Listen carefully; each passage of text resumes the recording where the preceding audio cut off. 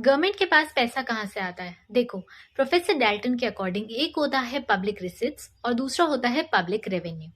Public receipts का मतलब है गवर्नमेंट की सभी सोर्सेज से रिसिट्स, जबकि पब्लिक रेवेन्यू में तीन चीजें इंक्लूड नहीं होती: borrowing, sale of assets and receipts from the use of printing press. Public receipts दो तरीके की होती हैं: revenue receipts and capital receipts.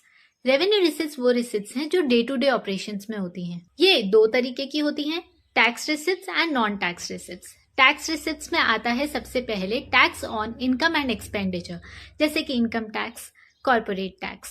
Then next आता है टैक्स ऑन प्रॉपर्टी, जैसे कि एस्टेट ड्यूटी या फिर वेल्थ टैक्स। फिर आता है tax on commodities and services, जैसे कि जीएसटी। जबकि नॉन टैक्स रिसिट्स में इंक्लूड होता है receipts from currency, coinage and mint, लेकिन ये सिर्फ सेंट्रल गवर्नमेंट की होती है, स्टेट गवर्नमेंट की रिसिट्स नहीं होती। इंटरेस्ट, डिविडेंड एंड प्रॉफिट्स, जैसे कि गवर्नमेंट अंडरटेकिंग्स या गवर्नमेंट डिपार्टमेंट्स के प्रॉफिट्स, इंटरेस्ट ऑन इन्वेस्टमेंट्स या फिर डिविडेंड्स। अदर रिसिट्स में आता है receipts from administrative services, power, water etcetera. Capital receipts वो रिसिट्स है जो या तो एसेट्स को कम कर देती हैं या फिर लाइबिलिटीज को बढ़ा देती हैं, जैसे कि बोरोइंग्स जो कि शॉर्ट टर्म या लॉन्ग टर्म हो सकती हैं, grants and donations and recovery of loans.